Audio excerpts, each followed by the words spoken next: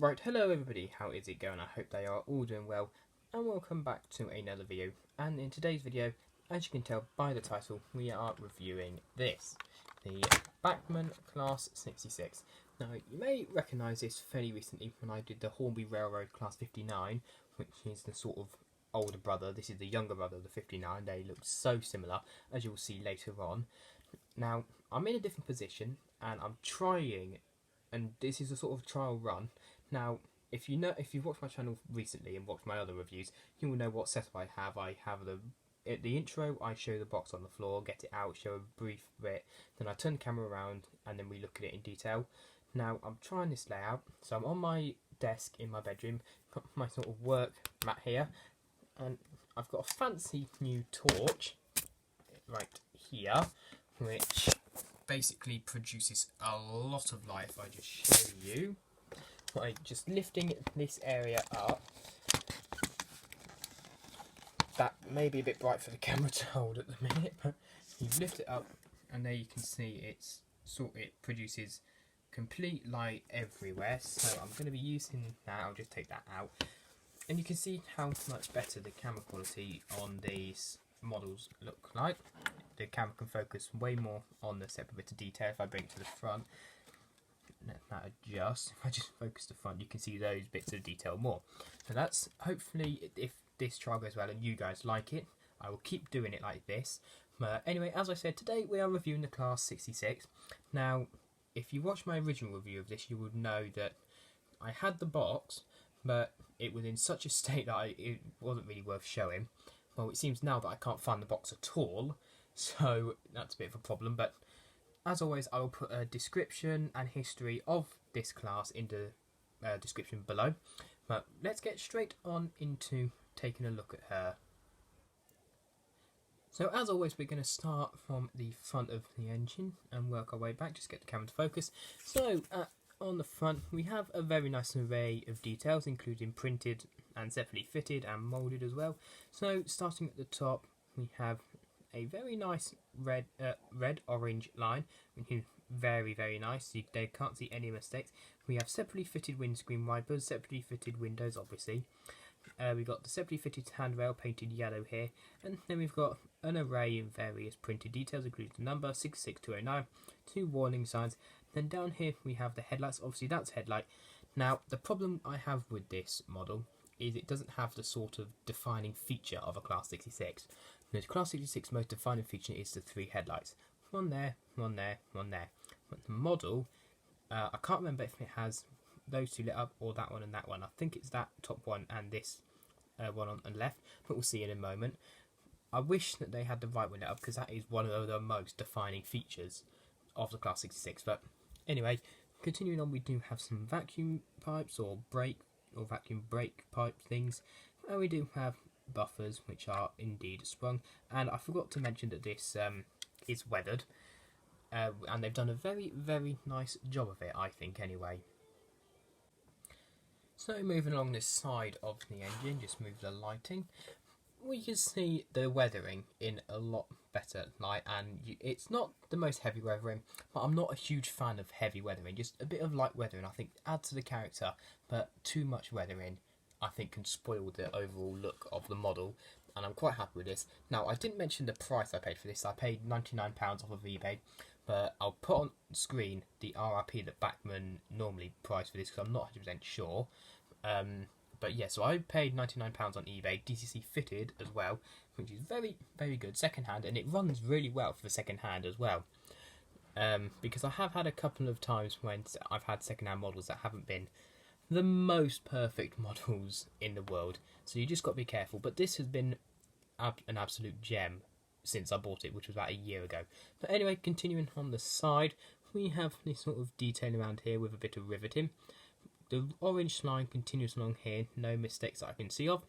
The yellow line along here as well, no mistakes as well.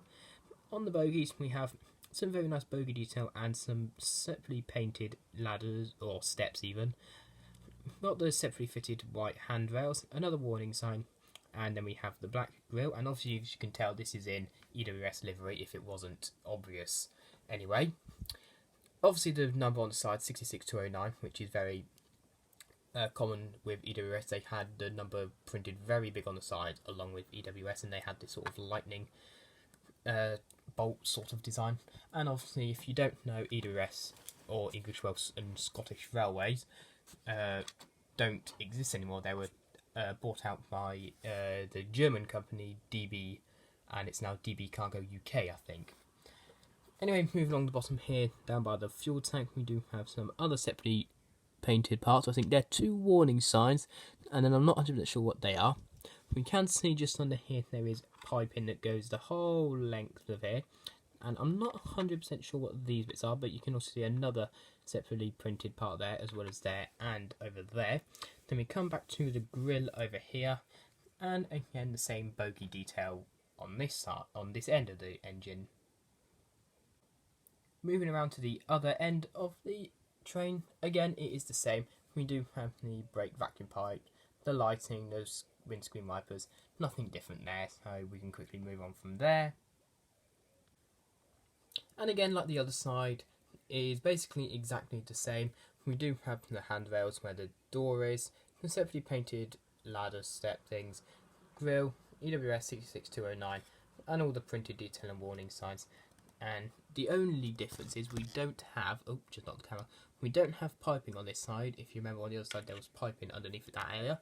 Don't know what it is, but it's not on this side. Again, same warning signs here, moving it along, same detail again, door, other printed detail, which I'm not 100% sure what that is. If I just maybe try and get a better picture, will the camera focus? So I'm just put the torch there, so it'll focus. I don't think it's going to want to focus today. No, too small for it to focus. Oh well. Anyway, and then on the top of it we do have, and the same with the 59. I've never known what this is. I'm taking a guess and saying the exhaust, but I could be completely wrong. If you do know what it is, then comment down below. But I'm feeling this sort of gap here is where the sort of diesel fumes come out. That's my guess. We've got 2 sort of panels there, and then this side we do have another grille as well. So on the underneath, not much to see here. The weathering job hasn't been continued under here. You can just see Bachmann branch line, made in China.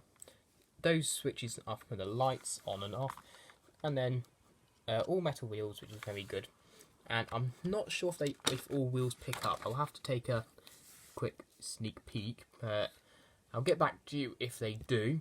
If they don't, then obviously I won't say it, but I'll try and find out what if they do pick up. But anyway, I'll try and take the body off, and we'll have a look at the mechanism inside her.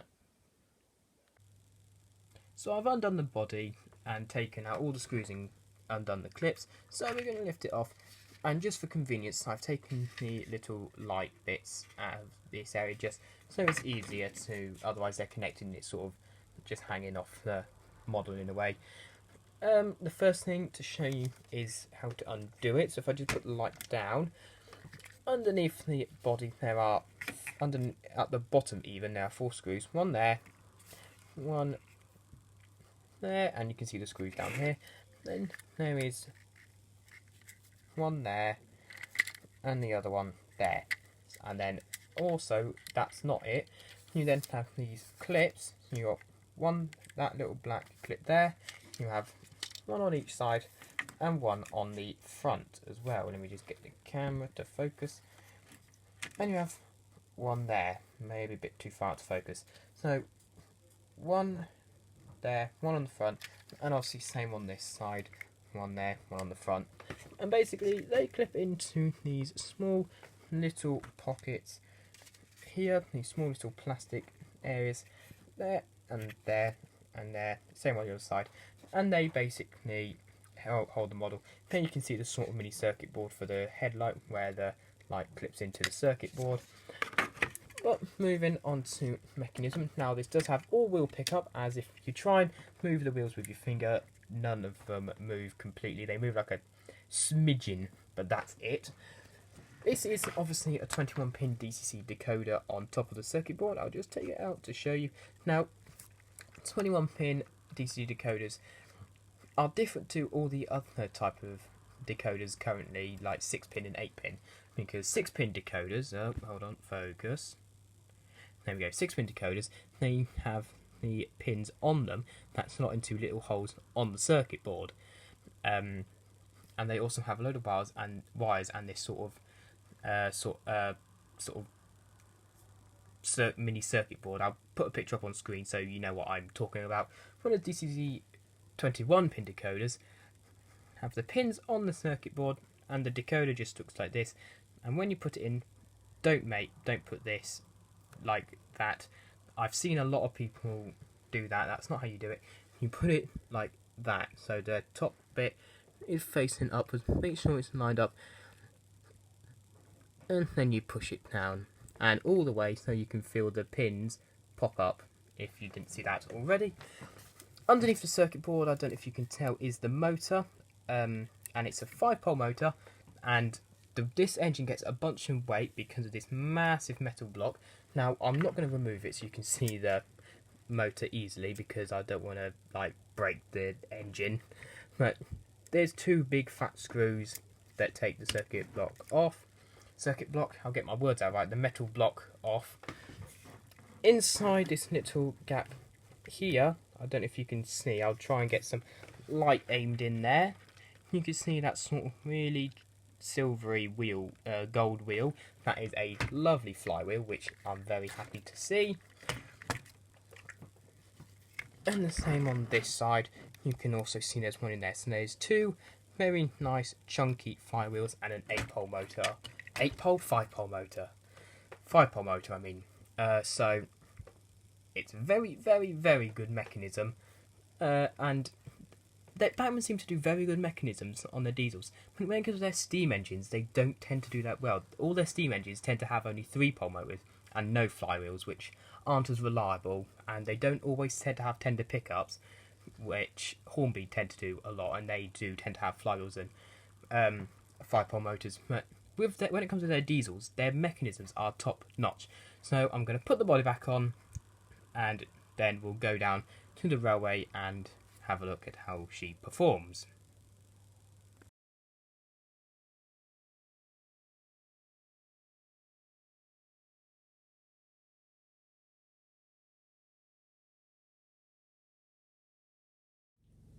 Right, so here we are down at the railway, and as normal we are going to do the first test, which is slow speed and how she performs over the points. So we're just gonna ease the speed up a bit. As you can see, she's moving, and now because I've had this model about a year, I can't do a comparison between running and not running, but obviously she has been running, and that is very good. Oh, and she has cut out on the points. That is a bit of a pity. Just give her a bit of a nudge. Get her going again. Yep, there we go. Right, and speed her up a bit. There we go. Right, now we'll go backwards and see how she goes. So we've seen her slow speed. Slow speed is very good. We'll just do it again backwards, see how slow she can go backwards. That is very nice. Very nice slow speed. And I think that is as slow as I can get her to go, so I'll just go back a bit more. Then stop her there. Then I'll switch the points and see how she performs and manoeuvres over the points. And oh, that's still backwards. Still backwards. That's forwards. Press the wrong buttons. Oh, how she performs. The bogies have got some good rotation, which allows her to go over those points. I think they're first or second radius points. I'm not 100% sure. I think they're second radius points, but correct me if I'm wrong. Then we'll send her back over them. So she performs very well. She's got some good bogie movement. They can take fairly tightish angles. I mean, they're not the tightest of points ever, but they're still decent. So I'll close the points, bring her around, and get her coupled up to the train.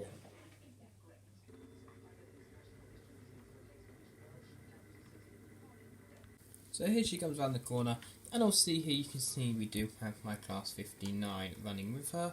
So the train she'll be pulling is some containers and some cars, and she has hooked up very nicely. And we'll get her moving, just try and get... I will get the new lighting system that I used earlier with that big torch up when I do the separate angles, but just for this bit I'll just use the camera on its own. I think we'll get her up to about half, just gone half speed, about 3/4 speed I'd say. Get up to about 3/4 speed, and a decent speed for her. Then we'll get the 59 moving. That's backwards. Forwards. There we go. Oh, hold on.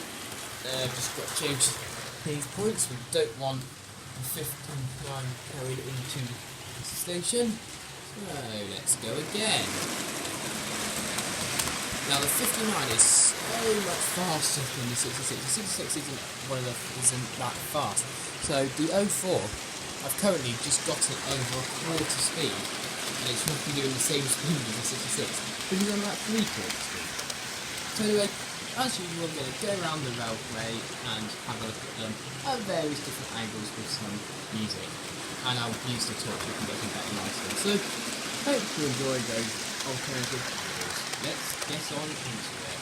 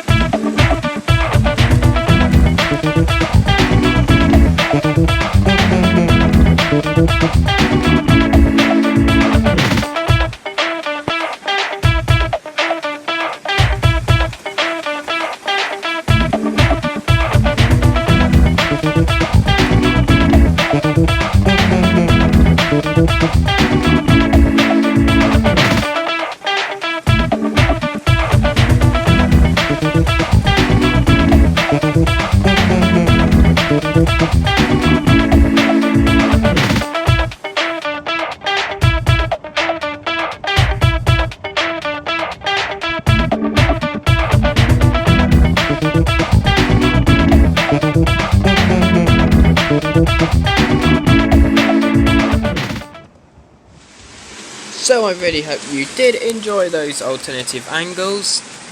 I'm going to slow down and stop the Class 59, and then we'll do some individual tests on the Class 66. So I'll just stop the 59 out of view from where we are. That should do nicely. So we've only got the 66 going now. What we're going to do is we're going to get her up to full speed, and I want to show you her brakes because I don't know if Bachmann did this on purpose, but it's a feature I really like with this model. Obviously on the Hornby Select controller you have the stop button in the top corner, which just cuts power automatically, and obviously you have the dial which slows it down. Now if you hit the stop, finger in the way, if you hit the stop button obviously it stops automatically, but if you turn the dial down, look, with some trains they just stop automatically, for example my Class 101 EMU, but this one, like I said, I don't know if Bachmann did this on purpose, but it slows down as if it's like a real train, like really realistically slow. A lot of words beginning with R. So we're going to get her up to full speed. And like I said, she's not the fastest engine ever, but she's still a fairly decent speed. When I say fairly decent speed, actually it's really not that good, but I don't mind. Just going to pop the lighting down there, and we're going to get her to slow down completely next time she rounds past that bed and hits the point, so it will come to a stop fairly near us. So we'll stop now.